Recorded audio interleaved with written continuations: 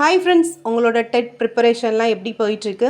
Dead paper 2 social major படிக்கிறீங்க அப்படின்னா இது உங்களுக்கான வீடியோ பதிவு. சோஷியலில் நமக்கு 60 கொஸ்டின்ஸ் கேட்குறாங்க. ஸோ மேஜரில் நம்ம ஸ்ட்ராங் ஆகிட்டோம்னாலே நம்மளால் அந்த எலிஜிபிலிட்டி மார்க்கை வந்து ரீச் பண்ண முடியும். இது 6th ஃபஸ்ட்டு டேர்ம் சோஷியலோட இன்டெக்ஸ் பேஜு. இதில் பார்த்திங்கன்னா வரலாறில் 4 லெசன், அதுக்கப்புறம் ஜாகிரஃபியில் 2, சிவிக்ஸில் 2 இருக்குது. டெட் எக்ஸாம் படிக்கிறதுக்கு வேர் டு ஸ்டடி வந்து கேட்குறீங்க. டெட் எக்ஸாம் படிக்கிறதுக்கு வேர் டு ஸ்டடிலாம் இல்லை. நீங்கள் வந்து டெக்ஸ்ட் புக்கில் டாப் டு பாட்டம் வந்து எல்லா லெசனும் லைன் பை லைன் படித்தா மட்டும்தான் டெட் எக்ஸாம் வந்து எலிஜிபிலிட்டி மார்க் வந்து ஸ்கோர் பண்ண முடியும்.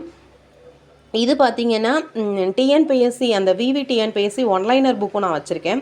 அதில் ஃபஸ்ட்டு அந்த 2 லெசன் இல்லை 6th ஃபஸ்ட்டு டேர்மில். ஸோ அதுக்காக நான் நோட்ஸ் எடுத்தேன். சரி, ஓகே, அப்படியே 4 லெசனும் எடுத்துருவோம் அப்படின்னு சொல்லிட்டு நான் நைட் ஸ்டடி பண்ணும்போது அப்படியே 4 லெசனுக்கும் ஒன்லைனர் நோட்ஸ் எடுத்துகிட்டு அப்படியே படிச்சுட்டேன். ஸோ இந்த மாதிரி எடுக்கும்போது நம்ம பாயிண்ட்ஸ் வந்து நமக்கு மறக்கவே மறக்காது. சோஷியல் வந்து எப்போவுமே இந்த மாதிரி நோட்ஸு, ஹிண்ட்ஸு இந்த மாதிரி எடுத்து வச்சு படிங்க. ஏன்னா நமக்கு நிறைய இயர்ஸ் இருக்கும், அதுக்கப்புறம் நிறைய பிளேஸ், இந்த ஊரில், இந்த இடத்துல, இந்த ஸ்டேட்டில் அந்த மாதிரிலாம் மென்ஷன் பண்ணுவாங்க. அப்புறம் நிறைய அரசர்களோட பேர்லாம் இருக்கும்.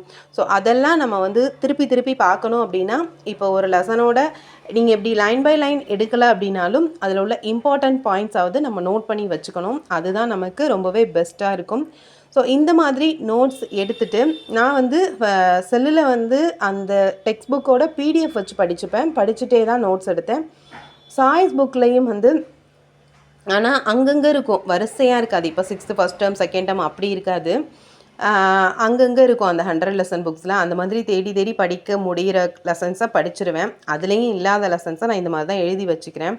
இந்த மாதிரி நோட்ஸ் எடுத்துகிட்டு அதுக்கப்புறம் டிஎன்பிஎஸ்சியோட புக்கை வச்சு திருப்பி அதை இன்னொரு தடவை ரிவிஷன் பண்ணும்போது இந்த பாயிண்ட்ஸ் வந்து ரொம்பவே ஸ்ட்ராங்காக நமக்கு வந்து பதிஞ்சிரும்.